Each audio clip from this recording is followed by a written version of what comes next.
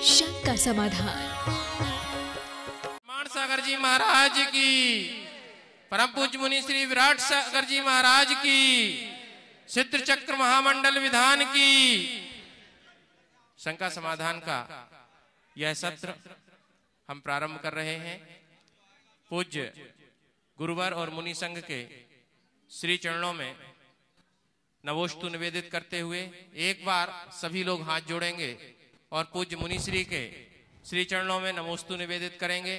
और हम निवेदन करेंगे पूज्य मुनि श्री से कि आज के इस शंका समाधान के सत्र के माध्यम से देश और विदेशों में बैठे श्रद्धालु जनों की, भक्त जनों की और जन जन के मन की जो शंकाएं हैं, उन शंकाओं का समाधान हम सबको दें, ताकि हमारा जीवन और अधिक उन्नति पथ पर अग्रसर हो सके।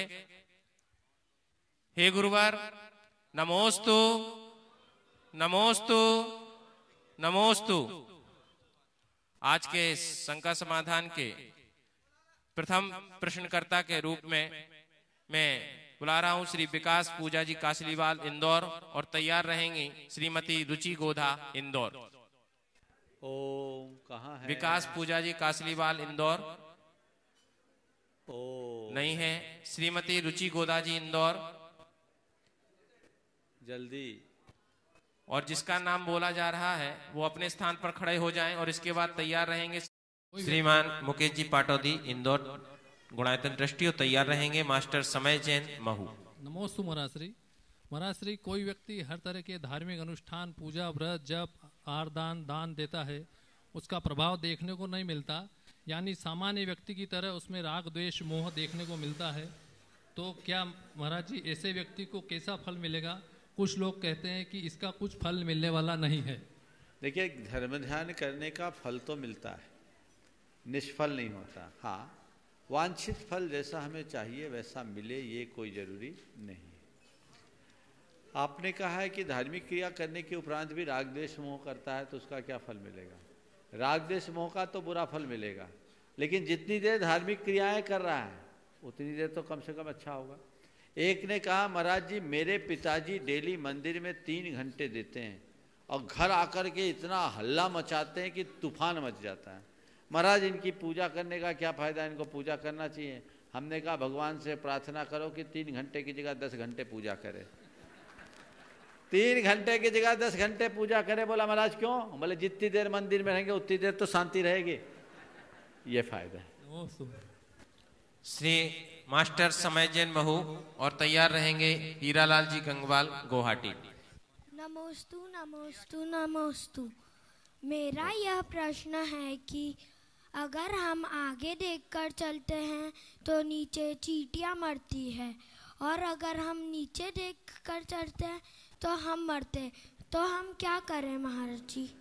आगे देखकर चलते हैं, कौन बच्चा पूछ रहा है? ठीक, आगे देखकर चलते हैं तो चींटियां, आंखें बंद, क्या बोला तुमने, फिर से बोला? आगे देखकर चलते हैं तो नीचे चींटियां मरती हैं, अगर हम नीचे देखकर चलते हैं तो हम मरते हैं, तो हम क्या करें? ये किसने बताया भाई? आगे देखकर चलने से चींटियां नहीं मरती, आगे देखकर चलने से चींटियां बचती है, समझ गए? और नीचे देख करके चलते हैं तो हम मरते हैं। इसका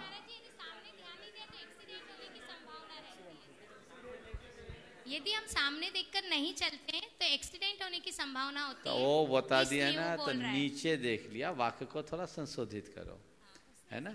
सामने देखकर चलते हैं तो चींटियां मरती है, और सामने देखकर नहीं चलते हैं तो हम मरते हैं। तो बिल्कुल सामने देखकर चलो, और चींटियों को मत मारो। चींटियां दिख रही तो आजू बाजू होकर के चलो। चींटियों को बचाने के लिए सामने देखो, चींटियों को रौंदने के लिए नहीं। चलिए।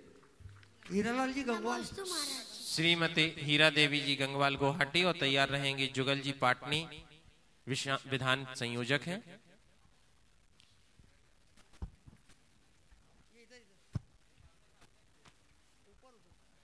भैया जुगल जी पाटनी खड़े हो जाएं।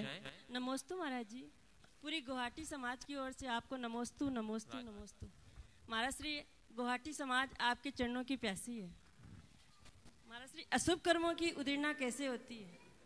अशुभ कर्मों की उदीर्णा कैसे होती है? देखिए, सामान्य रूप से शुभ अशुभ कर्म तो हमारा चलता रहता है, लेकिन जब हमारे परिणामों में संक्लेश की अधिकता आ जाती है तो कर्म का तीव्र वेग आता है, इसी को उदीर्णा बोलते हैं। तो हमें अगर कर्म के प्रभाव से अपने आप को बचाना है तो हमें अपने परिणामों में मंदता रखनी चाहिए, कषाय मंद हो, तो हम इनसे बच सकें। नमस्ते महाराज।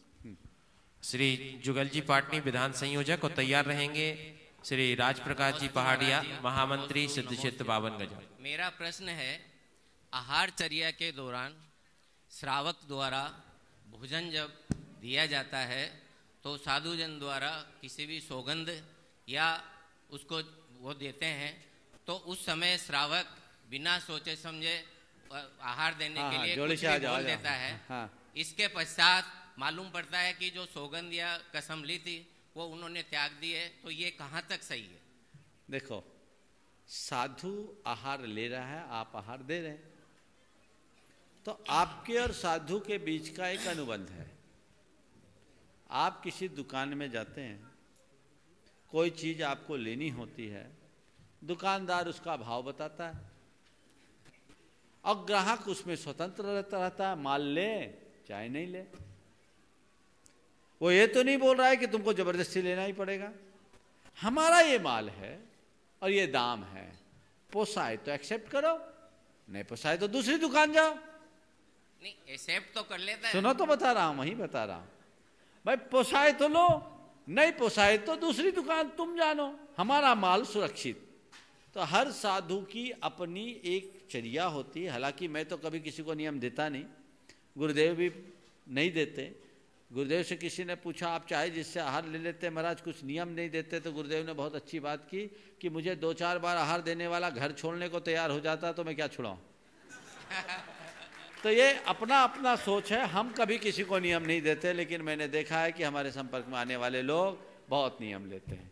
लेकिन अब आपने किसी साधु को कमिटमेंट किया है तो भावातिरेक में नहीं करना चाहिए। कोई साधु आपसे कोई नियम लेने के लिए बोल रहा है, आप दोनों हाथ जोड़िए, विनम्रता से कहिए, महाराज आपका आशीर्वाद, मैं अपनी पात्रता बनाकर आपके पास आऊंगा, अभी अनुमोदना करता हूं। एक तरफ खड़े हो जाओ, जब मैं इस लायक होऊंगा तो आहार दूंगा, अनुमोदना कर लो। झूठ बोलकर आहार दोगे तो तुम्हारा पुण्य भी झूठा हो जाएगा। और झूठा पुण्य कैसा होता है? इन मौके में धोखा देता है। जैसे कर्ण को ब्रह्मास्त्र इन मौके में विस्मित हो गया, जब उसने स्मरण किया ब्रह्मास्त्र काम में नहीं आया। ये झूठा पुण्य है जो धोखा देगा। तो कभी भी साधु संतों को जबरदस्ती नियम दिलाना नहीं चाहिए, और साधु संतों से नियम लिया है तो झूठ बोलना नहीं चाहिए। कमिटमेंट किया है तो निभाओ, उसमें गड़बड़ मत करो, और कोई दबाव नहीं। महाराज आपने दिया है नियम, हम अक्षम हैं, कहने में क्या दिक्कत है? बहुत सारे लोग हैं, कई लोग तो एक जगह ऐसा हुआ, एक महाराज थे, उनका नियम था कि जीवन भर के लिए आहार का जो रात्रि भोजन त्यागेगा उसी से आहार लूंगा। अब उनका मन था, इससे लोग रात्रि भोजन के त्यागी बने। तो एक बोलता है मन शुद्धि, वचन शुद्धि, काय शुद्धि, आहार जल शुद्ध है, महाराज जी का रात्रि भोजन त्याग है। अब ऐसे बेईमानों को कौन आहार दे के आ गया। अब आहार दे के आ गया, बोला तूने आहार दे लिया? बोला दे लिया। बोले तेरे रात्रि भोजन छोड़ दिया? बोला हमने क्या छोड़ा? बोले आहार कैसे हो गया? तूने शुद्धि बोला? बोला मन शुद्धि, वचन शुद्धि, काय शुद्धि, आहार जल शुद्ध है, महाराज जी का रात्रि भोजन त्याग है। ऐसे बेईमानों का कोई हिसाब किताब नहीं है। चलिए, श्री राजप्रकाश जी पहाड़िया महामंत्री सिद्ध क्षेत्र 52 गजा समिति, और तैयार रहेंगे श्री पवन जी दोषी बाकानेर अध्यक्ष सिद्ध क्षेत्र 52 गजा प्रबंध समिति।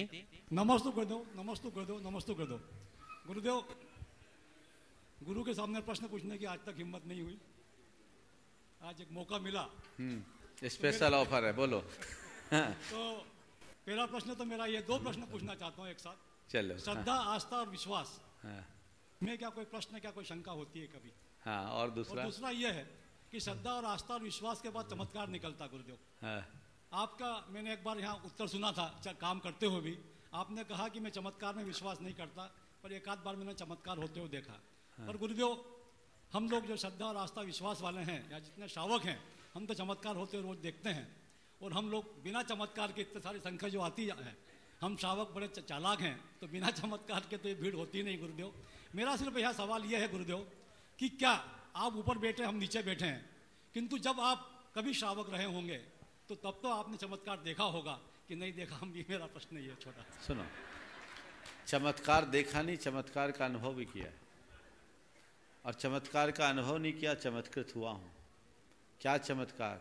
नीचे से ऊपर उठ के आ गया, यही मेरे जीवन का सबसे बड़ा चमत्कार। समझ गए?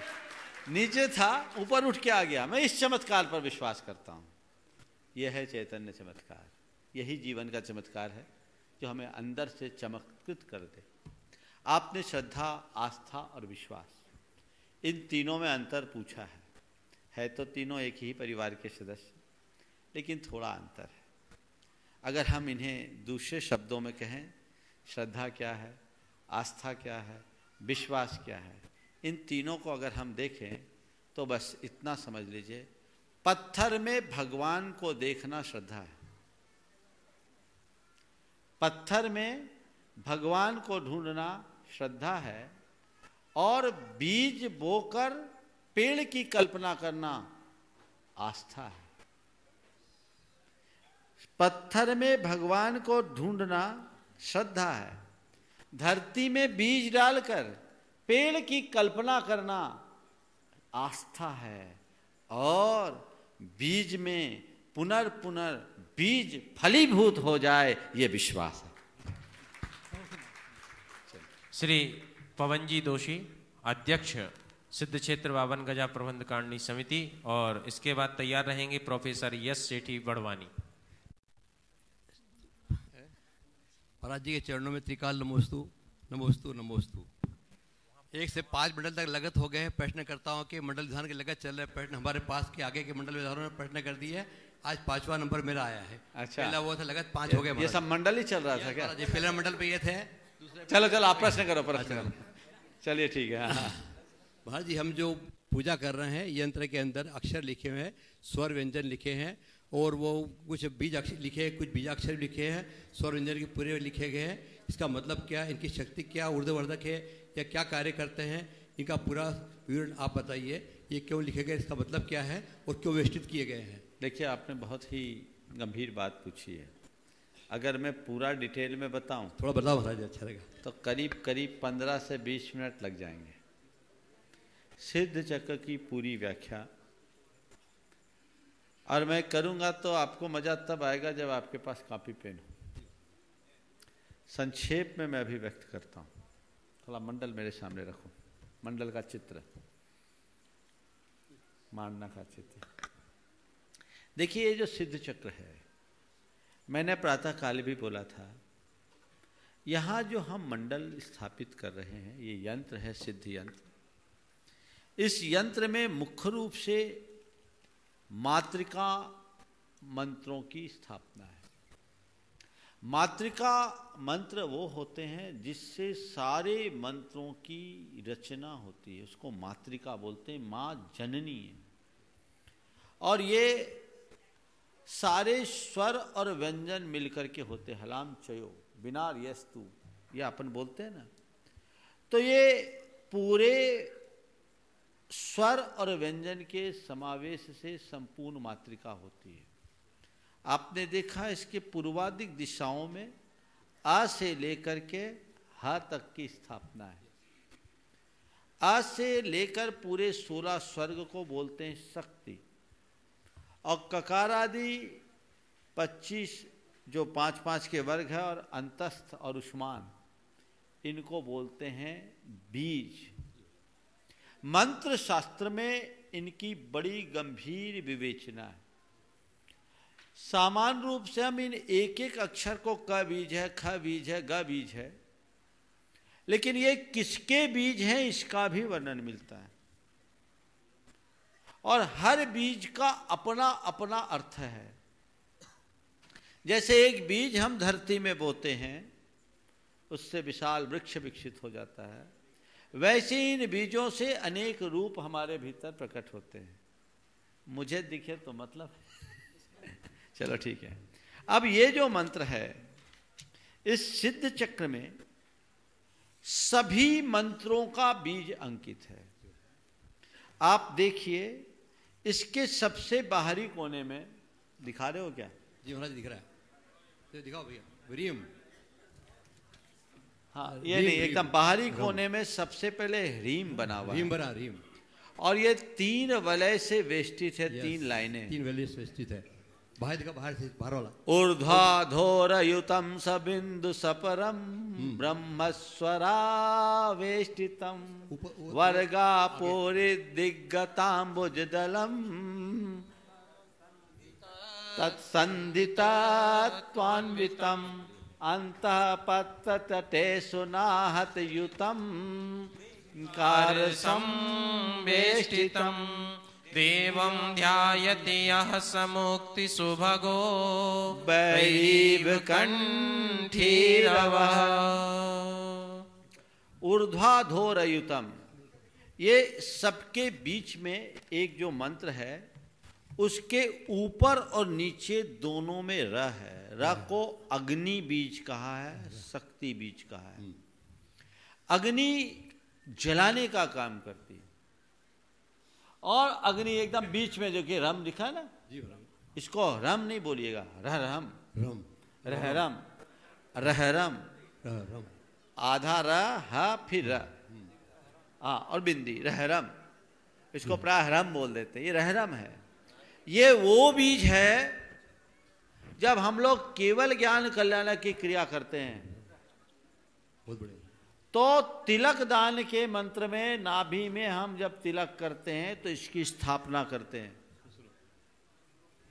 इससे आत्मा में अंतर्निहित समस्त शक्तियां प्रकट होती है। इसके उपरांत ये पूरी मातृका मंत्रों को भी हम लोग अंकित करते हैं। यानी ये समझो, संक्षेप में आपकी जानकारी के लिए बता रहा हूं, ये वो मंत्र हैं जो पाषाण को भगवान बनाने में समर्थ है। जो इस सिद्ध चक्र यंत्र का ध्यान करता है, वो अपने सर्व कर्मों का नाश करके परम सिद्धि को प्राप्त करता है। तो ऊर्ध्वाधोरयुतम स बिंदु सपरम, ऊपर बिंदु भी है, ररहम। ब्रह्मस्वरा वेष्टितम, ऊपर चारों तरफ देखिए ब्रह्मस्वर है, अ आ ई आदि इनसे वेष्टित है। इधर जो हमारे राम रीम रूम रोम रम रह, ये जो मंत्र है ना, राम आदि, ये परमेष्टि के मंत्र है। अरहत सिद्ध आचार्य उपाध्याय साधु, ये पंच परमेष्टि के राम रीम रूम रोम रह, ये 5 मंत्र हैं। इसके बाद इसमें नमो अरिहंतानम चारों तरफ लिखा है, और बीच में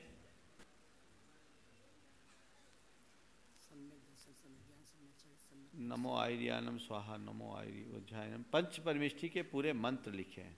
समझ गए? नमो अरिहंतानम, बीच बीच में तो चारों तरफ नमो अरिहंतानम जो चक्र बना है, और पूरे नमोकार मंत्र 5 खाचों में।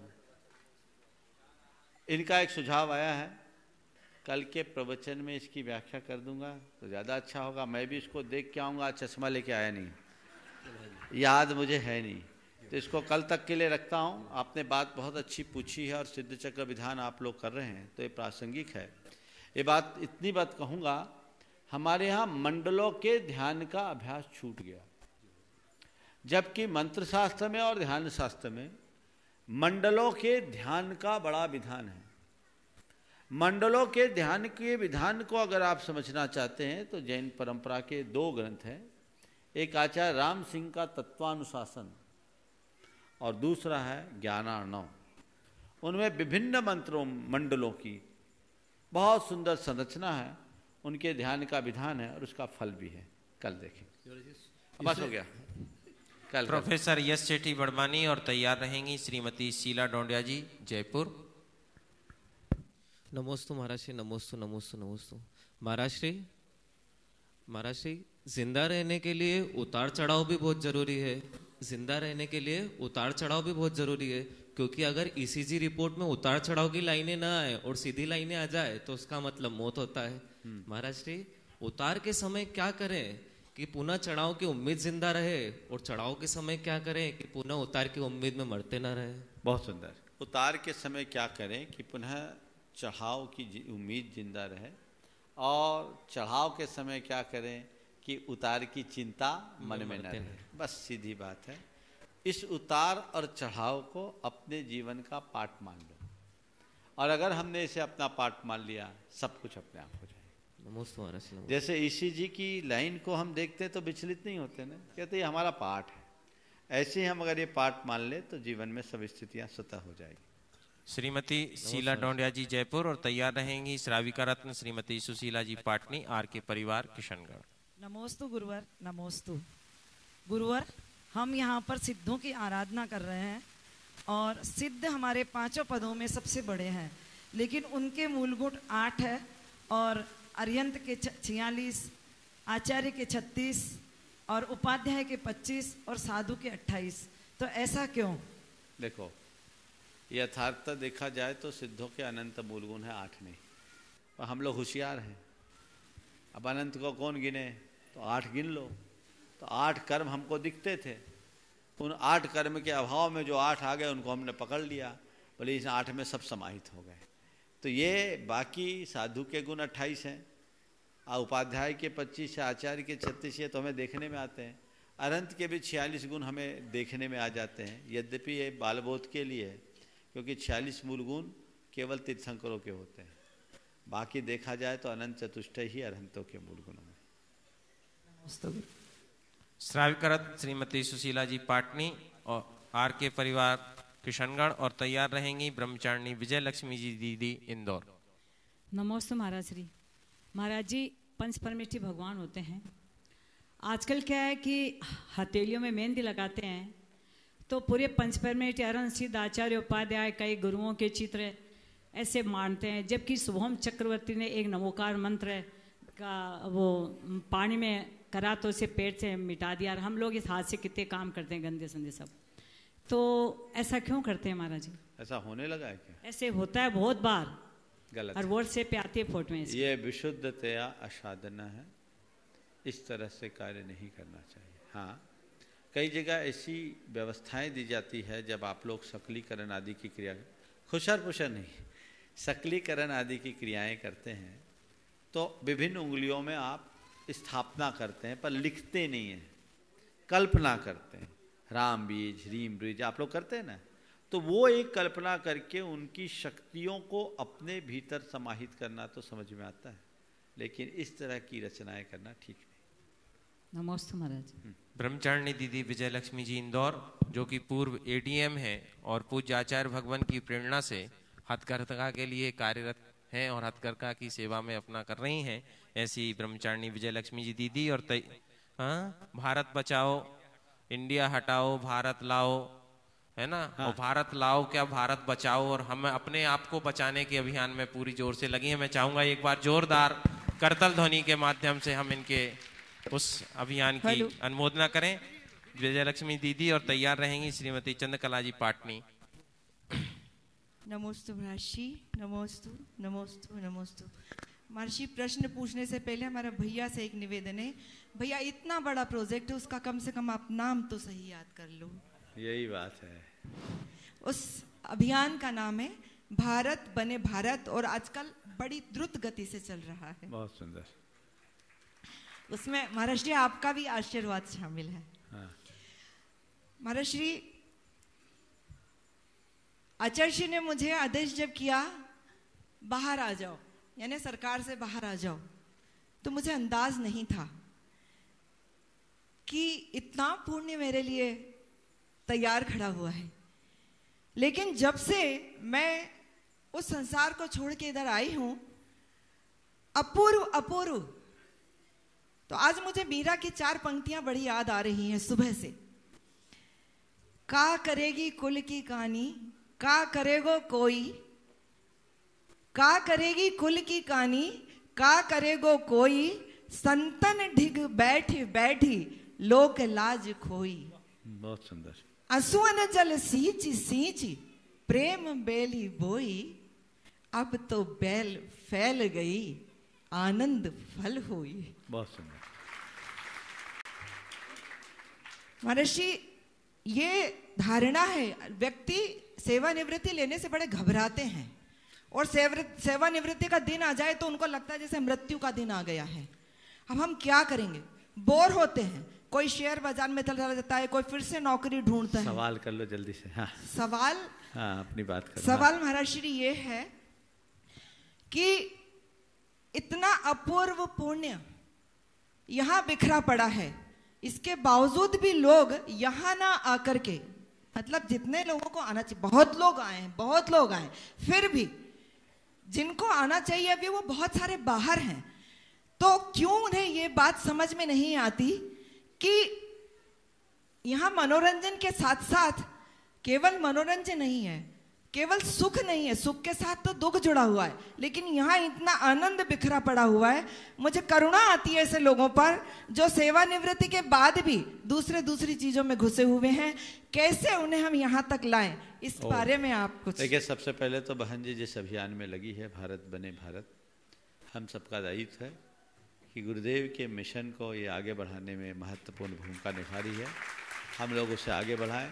यहाँ भी इनके पम्पलेट्स आए हैं, सब तक जाना चाहिए और आपको सबको इसका अधिक से अधिक प्रचार प्रसार करना चाहिए ताकि हम अपने गुरुदेव के उस दृष्टि को लोक दृष्टि में परिवर्तित कर सके और भारत को छोटी सी सूचना दे दूं।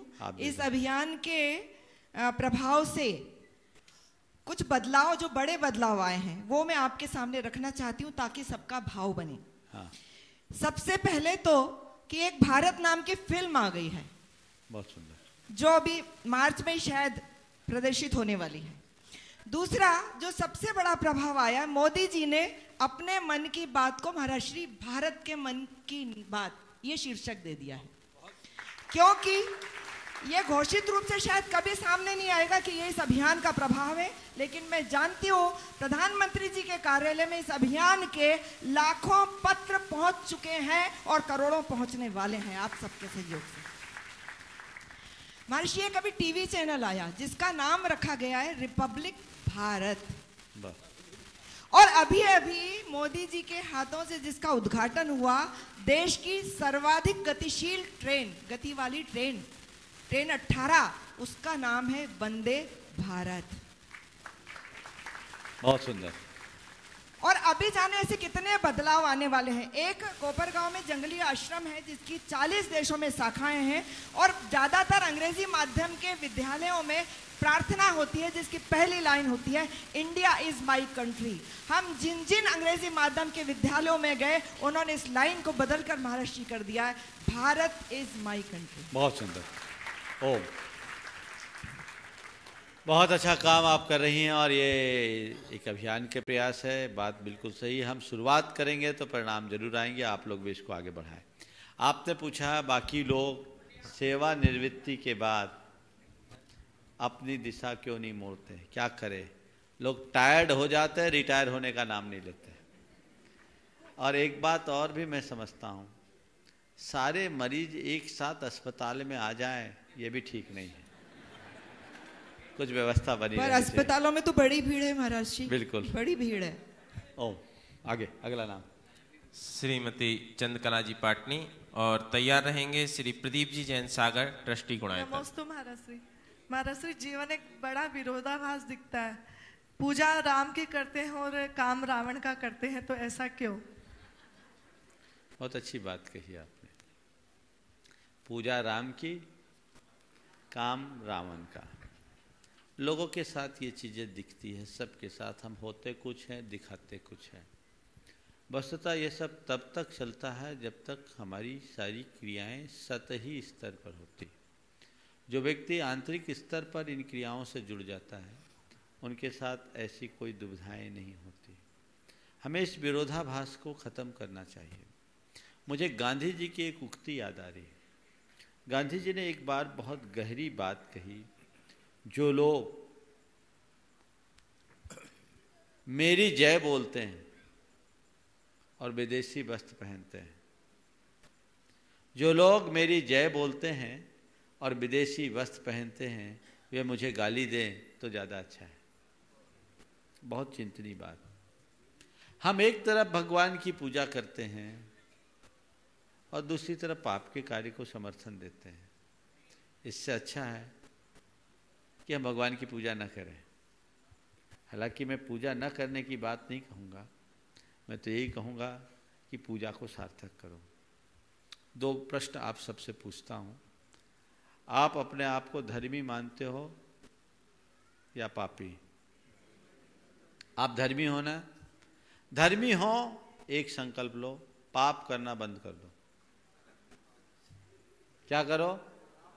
धर्मी हो तो पाप करना बंद करो। अब बोलो, धर्मी हो कि पापी? बोलो, पापी तो धर्म करना शुरू कर दो, मामला बराबर हो जाए। चलिए, नमोस्तु गुरुवर। श्री प्रदीप जी जैन सागर ट्रस्टी गुणायतन, और तैयार रहेंगे श्री कमलेश कुमार जी फरीदाबाद। नमोस्तु भगवान, नमोस्तु। ये प्रश्न श्री पीसी जैन नायक एडवोकेट जी का है। उनने पूछा हुआ है गुरुवर कि श्रेष्ठ मनुष्य भाव जाति कुल आदि प्राप्त हुआ, परंतु मनुष्य भाव और सभी योग सहयोग प्राप्त होने के पश्चात यह भटकन आने का क्या कारण है?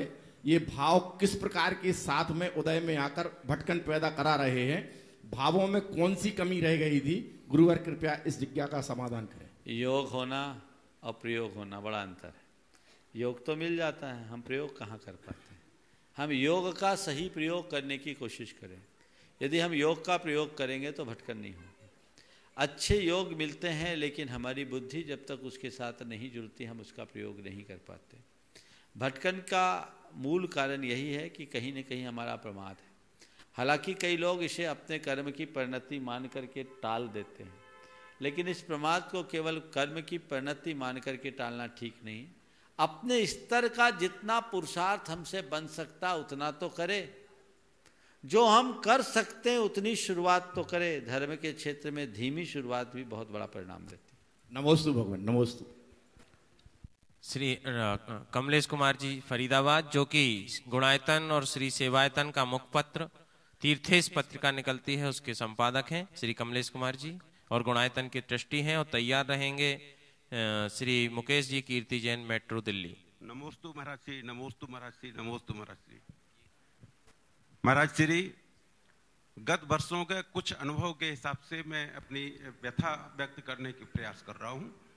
मैं देखता हूँ कि हमारे अपने जैन समाज के लोग व्यक्तिगत तौर पर अपने आप में बहुत ही सक्षम, बुद्धिमान, कर्मठ और उत्तरोत्तर आगे बढ़ते चले जा रहे हैं। ये बड़ी खुशी की बात है। लेकिन जब भी हम सामाजिक रूप में बात करते हैं या इकट्ठे होकर कोई काम करने की बात करते हैं, तो उसमें वो गति नहीं दिखाई देती। उसमें ईगो फैक्टर आ जाता है और बहुत सारी चीजें आ जाती हैं। हम उन सब चीजों को कैसे कम कर सकते हैं? देखिए, बात ऐसी है, जब तक मनुष्य की आध्यात्मिक चेतना जागृत नहीं होगी तब तक इस तरह की समस्या आएगी। आपने कहा है सामाजिक कार्यों में ईगो फैक्टर आते हैं, पर कई जगह मैं ईगो को भी पॉजिटिवली लेता हूँ, क्योंकि कभी कभी हमारा ईगो हमें ज़्यादा गतिशील कर देता है।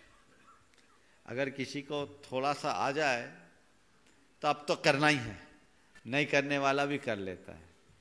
ईगो होने में मुझे कोई दिक्कत नहीं, लेकिन ईगो के टकराव से बड़ी दिक्कत और कोई नहीं है।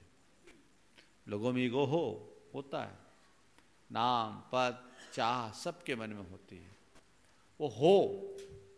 वो उतना खतरनाक नहीं है। खतरनाक है ईगो का टकराव।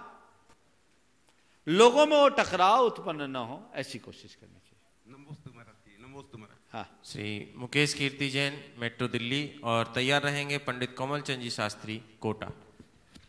नमोस्तु गुरुदेव। यदि कोई व्यक्ति अपने जीवन में पुण्य के उदय में पुण्य का भोग ना करना चाहे और उसे संचित करना चाहे, जिससे कि जीवन के अंत में वो उस पुण्य के फल को प्राप्त करके अपने मृत्यु को महोत्सव बना सके, तो उसके लिए वो क्या करे? पुण्य फलों का त्याग करे। पुण्य के भोग से बचने का एक ही उपाय है, त्याग। एक बात ध्यान रखना, त्याग से पुण्य का भोग टलता है और नए पुण्य का बंध होता है। और पुण्य के फल को भोगोगे तो पुराना पुण्य खपेगा और नया पाप बंधेगा। तो पुण्य के फल भोग में नियमता पाप बंधेगा, क्योंकि पुण्य के फल में भोगोगे क्या? मौज मस्ती भोग विलास, तो उसमें क्या होगा? पाप होगा कि पुण्य?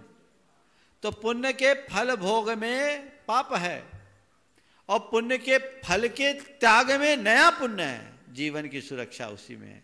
आज तीर्थंकरों ने मुनित्व को अंगीकार किया, सर्व त्यागा। किसको त्यागा? पुण्य के फल को त्यागा। भोगते तो चक्रवर्ती जैसा वैभव वो भोग सकते थे, लेकिन वो उनके दारिद्र्य का कारण भी बनता है। नमोस्तु गुरुदेव। ये बोल रहे इधर पुण्य फला अरहंता, अरहंतपना पुण्य के फल स्वरूप होता है, पर वो उसे भोगते नहीं है। भोगते होते तो संसार में ही रह जाते। आपने देखा भगवान को 4 अंगुल ऊपर देखते हैं हम, क्यों? सारे संसार का पुण्य उनके चरणों में न्यौछावर आता होता है और वो उससे एकदम अलिप्त रहते हैं, उसकी तरफ देखते ही नहीं। ये उसका द्योतक। पंडित कोमलचंद जी शास्त्री कोटा और इसके बाद तैयार रहेंगे पंडित लोकेश जी शास्त्री लोहारिया। नमोस्तु महाराज जी, नमोस्तु महाराज जी, नमोस्तु महाराज जी। कर्म सिद्धांत से संबंधित ये गोष्ठी चल रही थी मेरी, 3 साल हो गए, लेकिन वैसे इस प्रश्न का जवाब अभी कहीं से नहीं मिल पाया है। आपके शरण में आया हूं। मिलता है अनंतानुबंधी क्रोध कसाय। अनंतानुबंधी क्रोध कसाय के अंतर्गत द्वारका को जला दिया गया दीपायन मुनि के द्वारा। दूसरा उदाहरण एक और मिलता है, पार्श्वनाथ का जीव भभूति और कमठ के अंतर्गत जो बैर दिखा, वो भी अनंतानुबंधी कसाय का कारण बना। मेरा प्रश्न है, रावण और सीता दोनों में भी भवो भव तक ये क्रोध कसाय दिखाई दी है, क्या उसका परिणाम भी आज ही दिखाई दिया होगा? देखिए, पहले तो आप अपनी धारणा में थोड़ा संशोधन करें, और संशोधन करते ही इस प्रश्न का समाधान हो जाएगा जी। क्योंकि आपने जो अभी बात की कि द्वारिका जलाने में दीपायन मुनि की अनंतानुबंधी कषाय थी, नहीं जी, वो उन्होंने तेजोलब्धि के बल पर द्वारिका को भस्म किया। और तेजोलब्धि महान संयमी छठे गुणस्थानवर्ती मुनि को होती है, नीचे नहीं। जिस समय दीपायन मुनि ने द्वारिका जलाने के लिए अपने अंदर विस्फोट किया, विस्फोट ही एक प्रकार का, अब समुद्घात लोग नहीं समझेंगे इसलिए विस्फोट शब्द का प्रयोग कर रहा हूं, तेजोलब्धि को छोड़ी। उस समय उनका छठा गुण स्थान था, वो भावलिंगी मुनि थे, उन्हें महान संयमी कहा गया। ये हुआ क्यों? ये हुआ अनायास, समता की सीमा टूट जाने पर होने वाला विस्फोट था। वे कोई साधारण मुनि नहीं थे, महान मुनि थे। आगम के अनुसार वे ऐसे शुक्ल लेशाधारी मुनि थे कि उन्होंने अनुत्तर विमानों की उत्कृष्ट आयु का बंद किया था। 33 सागर की आयु, अगर वो ठीक रहते तो एक भाव में मोक्ष हो जाता। लेकिन जब उन पर उपद्रव की पराकाष्ठा हो गई, कितना परेशान किया शराबी युवकों ने, सहन शक्ति से पार हो गए। तो कहते हैं ना कि कोई लोडेड रिवॉल्वर रखे और उसका नियंत्रण खो जाए तो गैर इरादतन भी गोली चल जाती है और लोगों की हत्या हो जाती है। उनके अंदर के उस आवेग को वो संभाल नहीं पाए और उससे संपूर्ण द्वारिका जल गई। बाद में उनका पतन भी हुआ, उनकी भावभूमिका नीचे आ गई, वो मिथ्यात्व में आ गए और अग्नि कुमार देव बने। जिन्हें 33 सागर की आयु पानी थी, वो 1.5 पल्ले की आयु पाए। तो इस प्रकरण से एक लेसन सबको लेना चाहिए, एक पाठ सबको सीखना चाहिए कि कभी भी कदाचित किसी ऊंचे स्तर पर रहने वाले व्यक्ति के भी भावों में स्खलन हो सकता है। इसलिए हम जहां तक बने किसी के बुरे निमित्त न बने। सीखिए लो। उन्हें कोई गांठ नहीं बांधी थी, ये निमित्त नैमित्तिक संबंध था। श्री कृष्ण और द्वारिका वासियों से उनका कोई पुराना बैर होता कि मैं अपनी तपस्या से द्वारिका को जलाऊंगा ही तो होता। इसलिए कभी भी किसी के साथ कोई भी निमित्त बन सकता है, तो हमें निमित्त बनाने का मौका नहीं देना चाहिए, पहली बात। दूसरी बात, मरुभूति और कमठ वाली बात है, ये गलतफहमी से हुआ। कमठ को गलतफहमी हो गई कि मेरे भाई के कारण मेरा पराभव हुआ। एक तरफा गांठ, एक तरफा बैर, एक तरफी गांठ उनने बांध ली, नतीजा ऐसा हुआ। इसलिए कभी किसी के साथ मिसकम्युनिकेशन मत रखो, मिसअंडरस्टैंडिंग को डेवलप मत होने दो, पता नहीं कहां जाएगा। हो गया? सीता और रावण के बारे में। सीता और रावण का भी कोई जन्मजात बैर की कहानी आगम में नहीं मिलती। क्यों अशोक भाई, पवन जी, नहीं है ना? हाँ, सीता रावण का कोई जन्मजात बैर नहीं, लेकिन ये क्या था कि नारायण प्रति नारायण का नियोग होता जी, और नियोग के लिए कोई ना कोई कैरेक्टर चाहिए। और सारी लड़ाइयों में जो मेन कैरेक्टर हुए फीमेल ही हुए, मेल नहीं हुए, ये इतिहास बताता है। तो संयोग सीता का पड़ गया। वो तो, अब मैं सीता जी का व्यक्तित्व इतना महान है इसलिए कह नहीं सकता, वो फंस गई। पर मैं सोचता जो हुआ अच्छा हुआ। अगर सीता जी का हरण नहीं होता और वो अग्नि परीक्षा के दौर से गुजरी नहीं होती तो न तो हमें राम मिले होते, न सीता माता बनी होती। सीता का सतीत्व ही उसके गौरव का आधार। पंडित लोकेश जी शास्त्री लोहारिया और तैयार रहेंगी श्रीमती मधु मोठिया रतलाम। खड़े हो जाएं अपने स्थान पे। परम पूज्य गुरुदेव के चरण कमलयो सादरम वंदनम अभिनंदन त्रिवारम नमोस्तु भगवन। भगवन अनंतानंत सिद्ध परमेष्ठिना भवन्ति, सर्वे सिद्ध परमेष्ठिनः समानः वर्तन्ते, तथापि अद्य वयं सिद्धचक्र महामंडल विधानं कुर्वन्तः सन्तः तत्र लिखितं वर्तते सिद्धाधिपतये नमः वा सिद्धाधिपतये अर्घं निर्वपामिति स्वाहा। अत्र सिद्धाधिपति किं ते अन्य सिद्धेषु ज्येष्ठाः श्रेष्ठाः वरिष्ठाः वर्तन्ते वा तेषां नेताः वर्तन्ते वा किं? हिंद्यां वदामः चेत सिद्धाधिपति कौन हुए? सिद्ध तो सभी समान हैं, तो सिद्धाधिपति कौन हुए? यही भगवान प्रश्न को भवत् प्रश्न अति सुष्ठु अस्ति। अहम संस्कृत भाषा बिना हिंदी भाषायां बता। एक बार तालियां बनती हैं, संस्कृत में संवाद चल रहा है। संस्कृत में बहुत अच्छा सवाल किया है, मैं इसका उत्तर हिंदी में दे रहा हूँ। दे तो सकता था संस्कृत में भी, पर ईमानदारी से बोल रहा हूँ, संस्कृत जानता हूँ पर बोलने की आदत नहीं है। मत सोचना कि मैं संस्कृत बोलने में नहीं आता, और कोई भी भाषा है जब तक अभ्यास न करो तब तक बोलने में नहीं आती। और ये इन्होंने बहुत अच्छी बोली है, और आजकल ऐसे बहुत कम संस्कृत वादन करने वाले विद्वान हैं, हमें इनका अभिनंदन करना चाहिए। और एक कोशिश करनी चाहिए कि हमें अधिक से अधिक भाषा में बोलने का अभ्यास हो, पर करे क्या, 2-4 विद्वान ऐसे हमारे साथ आगे पीछे हों तो हम भी महीना भर में बोलना शुरू कर देंगे, ज़्यादा दिन नहीं लगेगा। शुरुआत कर दो कि बस महाराज हम लोग आपस में बातचीत करें तो संस्कृत में ही बोले। बात आपने कही कि सिद्धाधिपति है। देखिए, सामान्य रूप से जब हम सिद्ध की बात करते हैं तो हमारी नज़र में एक ही सिद्ध होते हैं जो लोकाग्र में विराजमान है। वे सब अनंत गुण के धनी हैं, उनमें कोई ऊपर नीचे नहीं है। लेकिन आगम में कई तरह के सिद्ध हैं। एक तो संसार से सिद्ध, जिन्हें हम सिद्ध बोलते हैं। एक है पादुका सिद्ध, एक गुटका सिद्ध, एक रसायन सिद्ध, एक अंजन सिद्ध। ऐसे अनेक अनेक प्रकार के सिद्ध होते हैं। लोक में बहुत सारे लोग हैं, कोई गुटका सिद्ध कर लिया, उसके प्रभाव से उनमें कोई चमत्कार आ गया। किसी ने अंजन सिद्ध कर लिया, आंख में अंजन लगा लिया, अदृश्य हो गया। कोई ने स्वर्ण आदि के रसायन को सिद्ध कर लिया, उससे सोना बनाना शुरू कर दिया। लोग अलग अलग तरीके से सिद्ध पुरुष बन जाते हैं और वो उनमें सिद्ध कहलाते हैं। तो ये सब लौकिक सिद्ध हैं।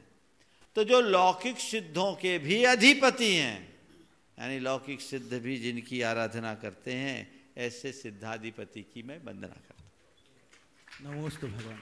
एक विषय था भगवान, एक तरफ हिंदी में सिद्ध चक्र विधान होता है, एक तरफ संस्कृत में सिद्ध चक्र विधान होता है, तो संस्कृत का जो उत्कृष्ट फल होता है उसका थोड़ा विवेचन करें भगवान। देखिए, ये तो आप सब अनुभव कर रहे होंगे।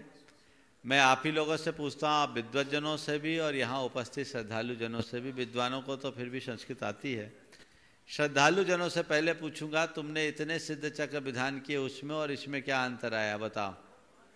हाँ, मजा किस में ज्यादा आया? बोलो तो, थोड़ा ठंडी प्रतिक्रिया नहीं है ना। तो यही बताता है आप सबका झुकाव इस बात का प्रमाण है कि इसका क्या प्रभाव है, इसमें अपार आनंद है। महाराज जी, संस्कृत वाले विधान से विशुद्धि बहुत बढ़ती बता रहा हूं, इसकी वजह है, इसमें हमारा सीधे भगवान से संवाद है, ताम झाम नहीं। और एक सबसे बड़ी वजह है, मंत्रोच्चार मुनियों के मुख से सुनने को मिल रहा है। ये और वो ढोल पीटने की बात भी नहीं है, उसमें तो बस धमाधम, ये आराधना है, ये अनुष्ठान है। इसमें आपकी जो तन्मयता है, केवल भगवान का नामोच्चार है, वो आपके कर्म की निर्जरा का विशिष्ट हेतु है। तो हर मंत्र को आप जितना बार बार दोहराएंगे आपको उतना लाभ मिलेगा। मैं तो कहूँगा हमें इस विधान का अधिक से अधिक प्रचार प्रसार करना चाहिए। विद्वज्जन भी जहाँ जहाँ जाए पहले अपने जजमानों से कहे, भैया ये करो तो ज़्यादा मजा है, तो आनंद आएगा। वयं सर्वेषां विद्युषां पक्षतः मुनिवरेभ्यः चरणेभ्यः नमनपूर्वकं निवेदनं क्रियते यत् वयं विद्वांसाः यत्र कुत्रापि यदानीं इतः परं गमिष्यामः तत् सर्वत्र संस्कृत विधानां भवेयुः इत्येव प्रयासं करिष्यामः इति वयं वचनं दद्मः। सुष्ठु संकल्प। हाँ, बहुत बढ़िया। श्रीमती मधु मोठिया रतलाम हैं और तैयार रहेंगी श्रीमती नीति कलरैया मुंबई। गुरुवर के चरणों में त्रैबार नमोस्तु नमोस्तु नमोस्तु गुरुवर। गुरुवर, ये शंका मेरी नहीं है, हाटपिपलिया से आरिका माता जी की शंका है। उनका कहना है कि अगर कोई डबल शादी करता है, किसी की अचानक मृत्यु हो जाती है, लड़की भी या लड़का भी, किसी की कारणवश बहुत ज़्यादा घोर समस्या के मृत्यु हो जाती है, तो वो दूसरी शादी कर लेते हैं, तो क्या वो आहार दे सकते हैं या फिर उसका कोई पश्चाताप होता है? देखिए, सामान्य रीति से अगर किसी का दूसरा पुनर्विवाह होता है तो उसके लिए आचार्य महाराज के कथनानुसार हम लोग आहार उस कपल से नहीं लेते, और यदि कोई विशेष हो तो उसके लिए उसे सीधे गुरुदेव से पूछना चाहिए। उसके लिए पश्चाताप नहीं है गुरुदेव के पास। नमोस्तु गुरुवर, नमोस्तु गुरुवर, नमोस्तु। श्रीमती नीति कलरैया जी मुंबई। मेरे हृदय में विराजमान मेरे अनंत उपकारी गुरुवर के चरणों में कोटिशः वंदन। गुरुवर, वासुपूज्य भगवान की निर्वाण भूमि मंदारगिरी पर्वत पर जब हम लोग गए थे दर्शन करने, तब मन बहुत द्रवित हो गया था। कारण वहाँ पर अन्य जाति के लोग जो पिकनिक मनाने लगे थे, खाना पीना चप्पल वगैरह सब कुछ चालू था। जो भाव जो निर्वाण भूमि में बनना चाहिए वैसे भाव नहीं आ रहे थे। कई लोगों को तो मना किया था कि ये सब यहाँ पे नहीं करो, लेकिन इसके लिए हम समाज या हम सब मिलकर क्या कर सकते हैं? आपने वहाँ की जो बात कही है, इस तरह की समस्याएं हमारे अनेक तीर्थों में हैं। बात ऐसी है कि हम उसे अपनी निर्वाण भूमि मानते हैं, हालांकि निर्वाण भूमि के विषय में चंपापुरी और मंदारगिरी दोनों की बात आती है। निर्वाण भूमि है हमारा पवित्र तीर्थ क्षेत्र है सबसे ऊपर, लेकिन उसे वैष्णव क्षेत्र भी माना जाता है। उस मंदार पर्वत को समुद्र मंथन की मथानी के रूप में वो लोग मानते हैं, उसी से समुद्र का मंथन किया गया। और वहाँ एक सरोवर भी है, उसे एक कुंड के रूप में मानते हैं, बड़े पवित्र कुंड के रूप में मानते हैं। उनकी धार्मिक आस्थाएं जुड़ी हुई, क्या आ गया, वो धार्मिक आस्थाएं जुड़ी हुई है, तो वो हम उसे एकदम से रोक नहीं सकते। हाँ, हमें चाहिए कि उसके लिए कुछ ऐसा प्रयास करें जिससे कम से कम लोग अनाचार से बच सकें। नमोस्तु गुरु। और अगले प्रश्नकर्ता के रूप में श्री मोहित जैन प्रमाण सागर सेवा संघ से, वो तैयार रहें। उतने उसके बीच पहले मैं आदरणीय ब्रह्मचारी भैया जी को निवेदन कि वो जो कुछ घोषणाएं हैं वो घोषणाएं करें। बोले देवाधिदेव श्री आदिनाथ भगवान की, संत श्रोमणी गुरु आचार्य श्री विद्यासागर जी महाराज की, परम पूज्य मुनि श्री प्रमाण सागर जी विराट सागर जी महाराज की। बंधो, फाल्गुन माह की अष्टानी का पर्व के अवसर पर भावनात्मक जुड़ाव से श्रावक जुड़ते जा रहे हैं। कुछ घोषणाएं हैं और एक बहुत बड़ी घोषणा है जो कल घोषणा हुई थी और आज नगद राशि प्राप्त हो चुकी है। स्वर्गीय श्री दयाचंद जी, रतनलाल जी, धर्मपत्नी श्रीमती कांता जी पहाड़िया, सुपुत्र सिद्धार्थ सविता पहाड़िया, विकास स्नेहा पहाड़िया, सुपुत्री कीर्ति प्रवीण सौगानी, जूली, चेतन ठोले, काव्या, शिल्वी, प्रबुद्ध, लक्ष्य, पलक, परिधि, अवनी, लावेश बड़वानी परिवार ने अपनी ओर से बाहुबली निलय के एक गेस्ट हाउस के लिए 11 लाख रुपए की नगद राशि प्रदान की है। जोरदार ताली बजाकर उनका सम्मान करें। इसी क्रम में 31,000 रुपए की राशि जिन्होंने दी है कुमारी चंदन पिता अनंतलाल जी जैन, रिटायर प्रोफेसर बुरहानपुर, श्रीमती कमलेश जी, नरेश जी जैन, और 21,000 की राशि जिन्होंने दी है श्री धर्मवीर मंजू जी, मयूर, विनीता, मोहित, वतिका, किरण जैन दिल्ली, श्री गुप्तदान के रूप में दिल्ली से प्राप्त हुए हैं। नेमीचंद जी, अमरवाला जी जैन इंदौर। इसी क्रम में 21,000 रुपए की राशि में प्राप्त हुई है मणिपुर से इम्फाल महिला मंडल, और श्रीमती हीरा देवी गंगवाल, रेणु देवी वाकलीवाल, आशा वाकलीवाल, उषा छावड़ा त्यागीवृत्ति भोजन व्यवस्था के लिए। इसी क्रम में 51,000 रुपए की राशि त्यागीवृत्ति भोजन व्यवस्था में सरोज जैन गाजियाबाद, और जिन्होंने 11,000 रुपए की राशि देने की घोषणा की है नगद प्राप्त हो के उनके नाम श्रीमती मंजुला देवी कैलाश चंद जी पांडे रायपुर, श्री निर्मल चंद जी जैन, श्रीमती प्रेम जी जैन जबलपुर सायगढ़, डॉक्टर विकास जी गर्ग गुरुग्राम हरियाणा, श्रीमती सुलोचना जी अभय कुमार जी जैन फरीदाबाद, श्रीमती सुचेता गांधी पूना, श्री नवनीत जैन सुशारी, श्रीमती कुसुम जी जैन हट्टा बालाघाट, श्री कौशल जी पाटनी आगरा, श्री शशांक रूपचंद जैन मुंबई, श्री सुभाष जी गुणमाला जी पाटनी इंदौर, श्री नितिन जी आभा जी संयम जी पाटनी इंदौर, श्री रितेश प्रकाश चंद जी जैन देवास, और श्रीमान मदन लाल जी संजय वानु जी जैन बूंदी, श्री लल्लू प्रसाद जी जैन रांची, श्रीमती मैना जैन रांची, श्री विजय कुमार संगीता सोनाली सपना जैन दिल्ली, श्री सचिन आर साहब पूना, और इसी क्रम में 11,000 रुपए की राशि जिन्होंने दी घोषणा की है श्रीमती सुभद्रा देवी आनंद नवीन गोधा किलर कॉलोनी इंदौर, सुलोचना देवी पांड्या झुमरी तलैया, बिमला देवी पांड्या झुमरी तलैया, बिमला देवी जैन झुमरी तलैया, श्रीमती रतन प्रभा प्रदीप जयपुर, इन सभी ने अपनी ओर से 11,000 रुपए की राशि देने की घोषणा की है। और श्रीमती चंद्रकला जी पाटनी रांची, इन्होंने 31,000 रुपए की राशि देने की घोषणा की है। बहुत बहुत धन्यवाद। इसी क्रम में श्रीमती प्रभा जैन, कमलेश जैन, श्री प्रशांत जैन, कुमारी प्रियंका जैन फरीदाबाद, इन्होंने दयोदय महासंघ के लिए 11,000 रुपया और द्रव्य सामग्री के लिए 11,000 रुपए की राशि देने की घोषणा की है। श्रीमती सरोज जैन जैन साइकिल जबलपुर, इन्होंने अपनी ओर से 11,000 रुपए की राशि द्रव्य सामग्री में। श्रीमती नीता निर्मल जी अजमेरा खार घर नवी मुंबई, इन्होंने सिद्ध चक्र महामंडल विधान के अवसर पर 11,000 रुपए की राशि देने की घोषणा की है। बहुत बहुत धन्यवाद। और बंधु, कल शाम को परम पूज्य मुनिवर ने प्रेरणा दी और एक भावनात्मक जुड़ाव से लोगों का जुड़ाव प्रारंभ हो चुका है। अभी हमारे पास कुछ लोगों के नाम आए हैं, लेकिन बहुत से नाम है जिन्होंने अपनी ओर से 64 मंडल में जो कलश रखे हुए हैं 4-4, उसमें से एक कलश लेने का सौभाग्य प्राप्त किया है। राशि रखी गई है मात्र 21,000 रुपए की राशि। 21,000 रुपए की राशि में आप एक कलश प्राप्त कर सकते हैं। और मेरे पास कुछ नाम आए हैं जी। देखिए, कलश की बात मैंने कल की थी। ये कलश बड़े मंगल कलश हैं और सब घरों में मंगल के बड़े मंगल निमित्त होंगे। जिन कलशों की उपस्थिति में इतनी बड़ी आराधना होगी तो ये कलश का लाभ सबको लेना चाहिए। और अगर आप एक दूसरे को गिफ्ट देना चाहें तो इससे अच्छी भेंट और कोई नहीं होगी। इस प्रकार आज के इस सत्र को परम पूज्य गुरुदेव के चरणों में नमन अर्पित करते हुए यहीं पर विराम।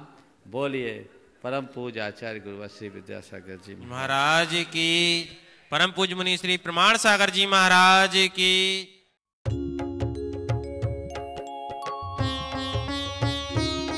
शंका समाधान।